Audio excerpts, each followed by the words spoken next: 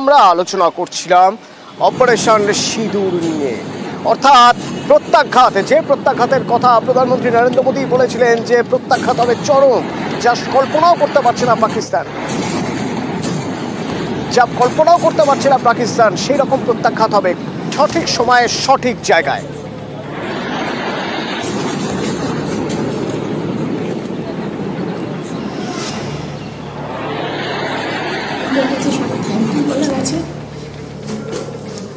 আমি আমার স্বামী হারা হয়েছি। আমি 9টা জায়গায় স্ট্রাইক করেছি, জাস্টিস চেয়েছিলাম গভর্নমেন্টের কাছে, ইন্ডিয়া গভর্নমেন্ট অ্যাকশন নিয়েছে, তার জন্য আমি হালকা কিন্তু একটাই প্রেয়ার, ভবিষ্যতে যাতে কারোর সিঁদুর না যায়, এই জঙ্গি, এই টেররিস্ট, এদের প্রতি যাতে প্রচন্ড স্ট্রিক্ট হয়, কারোর যদি এরকম মর্মান্তিক মৃত্যু কারোর ওয়াইফকে চোখের সামনে দেখতে না হয়, কারোর বাচ্চাকে দেখতে না। মাত্র 25 মিনিট, আর সেই 25 মিনিটে 9টি জঙ্গি ঘাঁটি জাস্ট মাটিতে মিশিয়ে দেওয়া।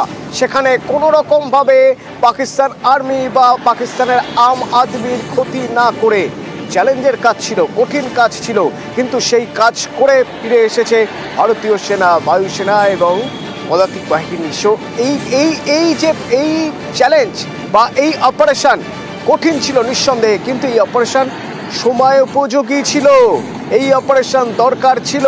ভবিষ্যতে এই ধরনের কোনো ঘটনা নাশকতা করতে গেলে আরও 10 বার ভাববে পাকিস্তান। সমবিশেষজ্ঞ রাজীব শ্রীবাস্তব, তার সঙ্গে কথা বলেছিলাম, তিনি কিভাবে দেখছেন অপারেশন সিঁদুর?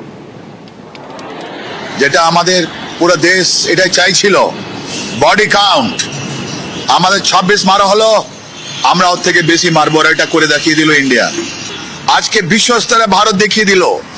এই ওসামা বিন লাদেনকে 2011-তে অ্যাবোটাবাদে আমেরিকা ঢুকে মেরেছিল, তারপর আমরা 100 কিলোমিটার থেকে বেশি ভাওয়ালপুরে জৈশে মোহাম্মদ ক্যাম্প মেরেছি।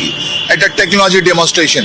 আর দ্বিতীয় যেটা মুরিদি কেটে মারা হলো, হয়তো ওখানে শহীদ হাফিজ আছে কি আছে না আমরা জানি না, কিন্তু ওর হেডকোয়ার্টারটা ভঙ্গ করে নষ্ট করে একটাই মেসেজ দেওয়া হচ্ছে, পাকিস্তান আর্মি আমরা কিন্তু কোনো ধর্মযুদ্ধ করেছি, নীতিযুদ্ধ করেছি, আমরা কোনো সিভিলিয়ানদের মারিনি, সিভিলদের কোনো অ্যাটাক করব না। সন্ত্রাসবাদের যতগুলো ঠিকানা ছিল 9টা ওর উপরে অ্যাটাক হামলা হয়েছে, যার মধ্যে 5টা পাক অকুপাইড কাশ্মীর এন্ড 3টা আপনার পাকিস্তানের ভেতরে আছে, রাইট? প্রধানমন্ত্রী বলেছিলেন মন কি বাত মে যে আমরা ঢুকে মারবো, এরকম মারবে করে আবার ফেরত আসতে পারবে না। আজকে যেটা পুরো অ্যাক্টিভেট হয়ে গেছে সকাল থেকে, আর ওটা হলো আপনার লাইন অফ কন্ট্রোল। তার মানে পুরো কাশ্মীর, যেটা জম্মু এন্ড কাশ্মীর আমরা বলি, ওটা পাকিস্তান আর্মি অ্যাক্টিভেট করেছে, লেকিন ওদের লোক কোথায়? এটা আমাদের 140 কোটি মানুষকে একটা মেসেজ দেওয়া হয়েছে, উই আর দ্য গ্রেটেস্ট।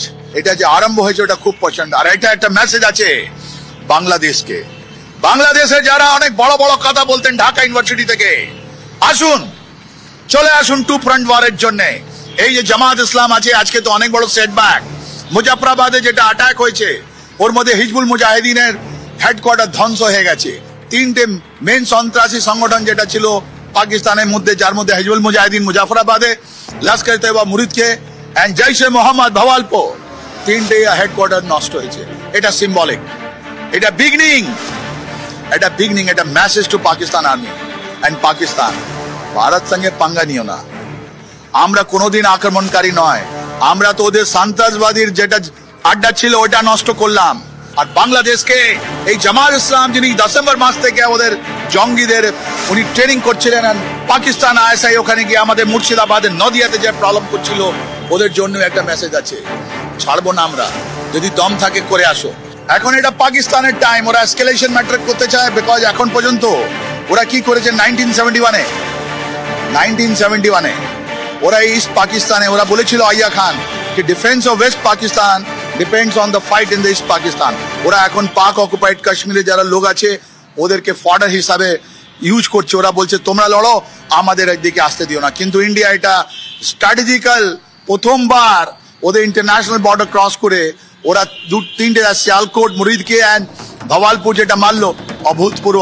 এটা পাকিস্তান আর্মির উপরে আছে, যদি ক্ষমতা আছে লড়ো। এটাই জিনিস আমরা দেখবো নেক্সট 48 আওয়ার্স কিরকম সিচুয়েশন ডেভেলপ হচ্ছে। ট্যাকটিক্যালি নির্দিষ্ট 9টি জায়গায় হামলা চালানো হয়েছে। প্রথমে জিরো এরর করা হয়েছে, অর্থাৎ কোনো নাগরিক এবং কোনো আর্মির কেউ যেন মারা না যান। তারপরে মাটিতে গুঁড়িয়ে দেওয়া হয়েছে।